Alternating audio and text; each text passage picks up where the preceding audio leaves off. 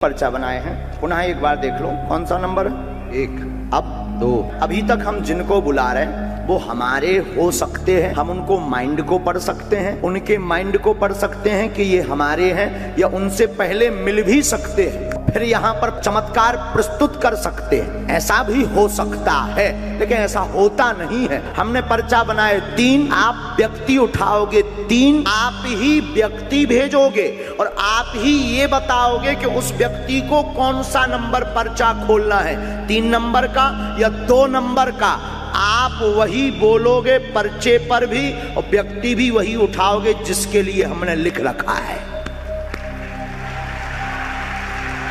तो hello guys, welcome back to another video of me. जैसे कि आप लोगों ने इंट्रो में देख लिया होगा कि आज हम धीरेन्द्र शास्त्री जी के बारे में बात करने वाले हैं, जो छतरपुर के हैं और इनका बागेश्वर धाम है। ये सभी लोग जानते हैं। आज हम इनके बारे में कुछ विस्तार से बात करेंगे। अब में से कई लोगों को पता होगा, कई लोग क्या बहुत से लोगों को पता होगा कि ये छतरपुर के रहने वाले हैं और इन्होंने वहाँ एक बागेश्वर धाम खोल रखा है। वहाँ के इनको साधु कह लो, संत कह लो, पंडित कह लो, जो मर्जी कह लो। तो बेसिकली ये छतरपुर में बहुत सी सभाएं रखते हैं जहाँ इनके श्रद्धालु आते हैं और उस सभा में जितने भी व्यक्तियों को या जिस व्यक्तियों को दिक्कत होती है ये उनको बुलाते हैं और लिटरली वहाँ बैठे व्यक्ति को जो प्रॉब्लम होती है वो कागज पर लिख के दिखा देते हैं और उसका सोल्यूशन भी बताते हैं। आपकी बेटी का मर्डर हुआ जिसका रहस्य खुलेगा, बालक अपंग है, शरीर में शिथिलता है, झटका बनते हैं, ठीक होगा, वर्तमान में आर्थिक तंगी से जूझ रहे हैं।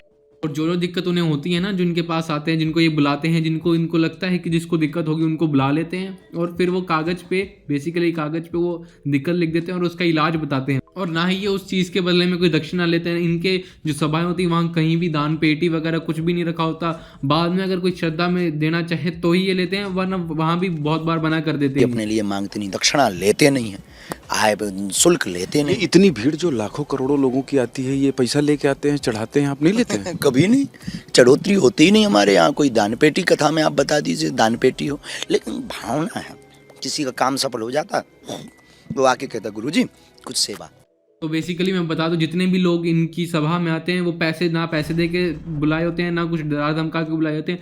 सीधी सी बात है, इलेक्शन थोड़ी ना बीजेपी और कांग्रेस के वो थोड़ी ना चल रहे हैं इलेक्शन की लोगों को पैसे दे के बुलाया जाए। श्रद्धा से आते हैं सभी और आपने खुद ही इनके मुंह से सुना है कि कोई दान पेटी वगैरह नहीं है, कोई दान वगैरह ये लेते नहीं। और सभा कर्मियों के लिए ये लंगर भी लगाते हैं और जो सभा में आते हैं उनके लिए भी लंगर चलता ही रहता है जब भी इनकी सभा लगती है।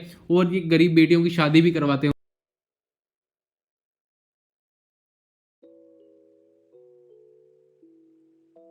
कोई मंदिर बनवाता है, हमने सोचा हम मंदिर नहीं, हम कैंसर हॉस्पिटल बनवाएंगे।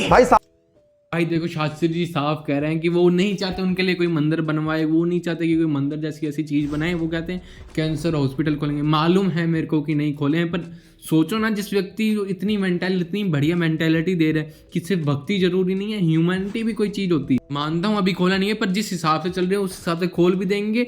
और जिस हिसाब की ये नॉलेज दे रहे हैं उधर, तो वहाँ से कोई भी गरीब का मदद तो करके ही जाएगा, भला करके ही जाएगा। कभी इस टाइम पे, कभी उस टाइम पे, सिचुएशन के हिसाब से कर देगा जिस हिसाब से ये बताते हैं। और अब में से तुम कई लोग सोच रहे होंगे कि तो फिर इन पे न्यूज़ चैनल वाले इतना ये रोस्ट वगैरह ये सब क्यों कर रहे हैं, ये सब क्या कर रहे हैं।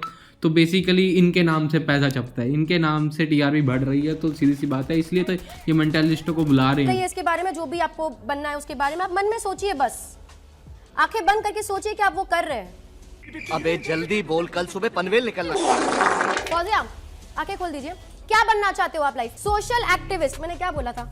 इसने बहुत सारी चीजें बदल कर आप पहुंचे एक सोशल एक्टिविस्ट पे। बताइए कैंप 2 काटिए ये।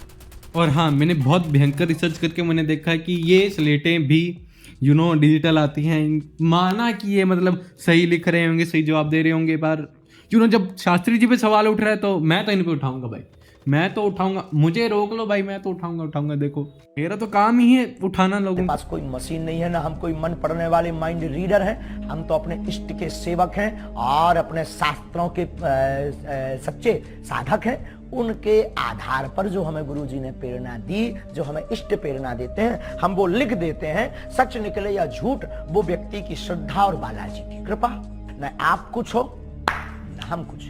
धाम अगर और ये लाइव टीवी पे या लाइव जितने भी भक्त हैं उनके सामने लिखते हैं कागज पे, डिजिटल स्लेट पे नहीं, कागज पे। और जो व्यक्ति को बीमारियां होती हैं या फिर जो भी कष्ट हो रहे होते हैं उसके बारे में ही बताते हैं ताकि उसका इलाज भी हो। और ये खुद बोलते हैं कि इनकी कोई पूजा मत करो, इनकी पूजा, ये तो खुद सेवक हैं, सेवक हैं, इनकी कोई पूजा मत करो, जिनकी ये पूजा करते हैं उनको पूजो, उनमें मानो। और हर कोई अपने धर्म का प्रचार करेगा। पुराने टाइम में संतों का काम ही होता था अपने धर्म का प्रचार करना। किसी के कोई ये चाहता है कि उसका धर्म लॉन्ग टाइम के लिए चले, कोई ये चाहता है उसका धर्म लॉन्ग टाइम के लिए चले।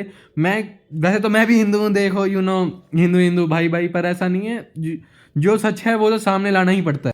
और सच ज़्यादातर यही होता है कि हर कल्चर में एक बुरा व्यक्ति होता है। मुस्लिम थोड़ी ज़्यादा हैं, तो इसका मतलब ये नहीं है वो थोड़े बुरे हैं। हाँ, वैसे ज़्यादातर निकलते हैं, ऐसी कोई बात नहीं है। मेरी एक्स भी मुस्लिम ही थी, इसका मतलब ये नहीं वो मुझे धोखा दे के गई है, मेरा बस काट के गई है 3-4 बार। जुड़े अथवा बालाजी से जुड़े तो इसका मतलब ये नहीं कि बीमारी ना होए। हम खुद दूसरा आशीर्वाद दे के जाओ तुम्हारा भलो हो जाए, तुम जिंदा रहो, हमें खुद एक दिन मन ने, तो इसका मतलब ये नहीं है कि बीमारी ना हो। बीमारी तो होगी पर बीमारी के लड़ने की क्षमता रहे। प्रार्थना करूंगा, भाला तुम्हें किसी मारने के लिए लेने के लिए नहीं हम कह रहे हैं। अपने पास तमंचा जरूर रखो, अपने पास भाला जरूर रखो। मारना नहीं है, हाँ जरूरत लगे तो प्लीज, तुम्हें बाप की सौगंध। जवाब लेकिन भाई जो मर्जी कहो, मैं बंदे का बहुत बड़ा फैन हूँ। हर एक चीज़, हर एक इंटरव्यू इसका मैं देखता हूँ, और हर एक जहाँ ये सभा लगाते हैं वहाँ मैं जाता हूँ, देखता हूँ, सब कुछ करता हूँ। बहुत बड़ा फैन हूँ मैं इसके।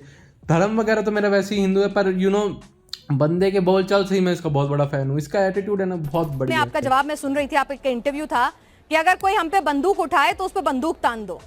मतलब आप गांधी जी को नहीं मानते कि कोई एक गाल पे तमाचा मारे तो दूसरा गाल आगे कर दो। महात्मा गांधी के हम पूर्ण समर्थन में हैं। उनकी अहिंसा वाली बातें हमारे रंग रंग में भरी हुई हैं, लेकिन आत्मरक्षा करना भी तो उन्होंने ही सिखाया।